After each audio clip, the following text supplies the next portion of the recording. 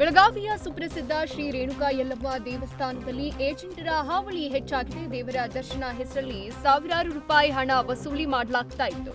ಏಜೆಂಟರ ಹಾವಳಿಗೆ ಭಕ್ತರು ಹೈರಾಣಾಗುತ್ತಿದ್ದಾರೆ. ಪ್ರತಿಯೊಬ್ಬ ಭಕ್ತರಿಂದ 300ರಿಂದ ಸಾವಿರಾರು ರೂಪಾಯಿ ಹಣ ವಸೂಲಿ ಮಾಡಲಾಗ್ತಾ ಇದೆ. ಬೆಳಗಾವಿಯಲ್ಲಿ ಮನೆಗಳ್ಳತನ ಮಾಡಿದ್ದವನ್ನ ಪೊಲೀಸರು ಬಂಧಿಸಿದ್ದಾರೆ. ನೀಲೇಶ ಸುತಾರ ಬಂಧಿತ ಆರೋಪಿಯಾಗಿತ್ತು. ಮಂಡೋಲಿ ನಿವಾಸಿ ರೋಹನ್ ಜಾಧವ್ ಎಂಬುವರ ದೂರಿನ ಹಿನ್ನೆಲೆ ಆರೋಪಿಯನ್ನ ಅರೆಸ್ಟ್ ಮಾಡಲಾಗಿದೆ. ಇನ್ನು ಆರೋಪಿಯಿಂದ 90 ಲಕ್ಷ ಮೌಲ್ಯದ ಚಿನ್ನ ಬೆಳ್ಳಿ ವಸ್ತುಗಳನ್ನು ಜಪ್ತಿ ಮಾಡಲಾಗಿದೆ. ಬೆಳಗಾವಿಯಲ್ಲಿ ಆದಿತ್ಯ ರಾಜ್ ಕ್ಯಾಪಿಟಲ್ನಿಂದ ಬಹುಕೋಟಿ ವಂಚನೆ ಪ್ರಕರಣ ಸಂಬಂಧಪಟ್ಟಂತೆ ಮಾಲೀಕ ಬಲರಾಮ್ ಮಾನೆ ಸೇರಿದಂತೆ 5 ಬಂಧನ ಭೀತಿ ಎದುರಾಗಿದೆ. ತನಿಖಾಧಿಕಾರಿ ಕಡೆ ಬಜಾರ್ ಎಸಿಪಿ ಶೇಖರಪ್ಪ ನೇತೃತ್ವದಲ್ಲಿ ತನಿಖೆ ಮುಂದುವರೆದಿದ್ದು, ತಲೆಮರೆಸಿಕೊಂಡಿರುವ ಬಲರಾಮ್ ಮಾನೆಗಾಗಿ ತಲಾಶ್ ನಡೆಸುತ್ತಿದ್ದಾರೆ.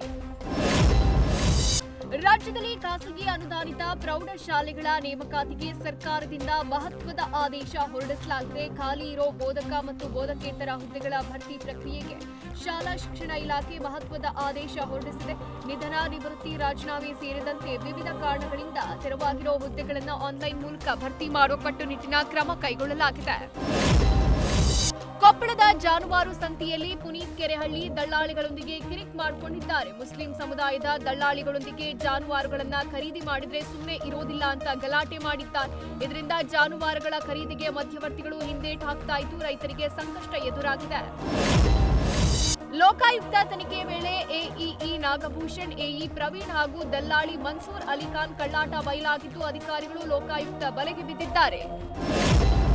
ಬೆಳಗಾವಿಯ ಹಿಂಡಲಗ ಜೈಲಲ್ಲಿ ಮೊಬೈಲ್ ಬಳಕೆ ಪ್ರಕರಣಕ್ಕೆ ಸಂಬಂಧಪಟ್ಟಂತೆ ಕೈದಿ ಜಯೇಶ್ ಪೂಜಾರಿಯನ್ನ ವಿಚಾರಣೆ ನಡೆಸಲಾಗ್ತಾ ಇದೆ.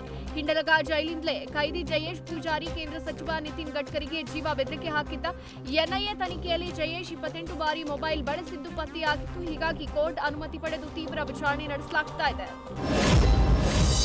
ಬಾಗಲಕೋಟೆ ನಗರದಲ್ಲಿ ಭಾರೀ ಮಳೆ ಸುರಿದಿದ್ದು, ನವನಗರ ಹಾಗೂ ವಿದ್ಯಾಗಿರಿ ಭಾಗಗಳಲ್ಲಿ ಜನಜೀವನ ಅಸ್ತವ್ಯಸ್ತಗೊಂಡಿದೆ. ಸುರಿದ ಮಳೆಯಿಂದ ವಿದ್ಯಾಗಿರಿಯ ಬಿವಿವಿ ಸಂಘದ ಕಾಲೇಜು ಮೈದಾನ ಜಲಾವೃತವಾಗಿ ಕೆರೆಯಂತಾಗಿದೆ. ಆದರೂ ಮಳೆಯನ್ನ ಲೆಕ್ಕಿಸದೆ ಯುವಕರು ನೀರು ತುಂಬಿದ ಮೈದಾನದಲ್ಲಿ ಫುಟ್ಬಾಲ್ ಹಾಗೂ ಕ್ರಿಕೆಟ್ ಆಡಿ ಸಂಭ್ರಮಿಸಿದ್ದಾರೆ. ಖ್ಯಾತ ಮಲಯಾಳಂ ಚಲನಚಿತ್ರ ನಟ ಸಲೀಂ ಕುಮಾರ್ ಇಂದು ನಿಧನರಾಗಿದ್ದಾರೆ. ಅವರು ಕೊಚ್ಚಿಯ ಖಾಸಗಿ ಆಸ್ಪತ್ರೆಯಲ್ಲಿ ಚಿಕಿತ್ಸೆ ಪಡಿತಾ ಇದ್ದು, ನ್ಯೂಮೋನಿಯಾ ಕಾಯಿಲೆಗೆ ಚಿಕಿತ್ಸೆ ಪಡಿತಾ ಇದ್ದ ಸಲೀಂ ಕುಮಾರ್ ಅವರು ಹೃದಯಾಘಾತದಿಂದ ಮೃತಪಟ್ಟಿದ್ದಾರೆ ಅಂತ ಆಸ್ಪತ್ರೆ ಮೂಲಗಳು ತಿಳಿಸಿವೆ.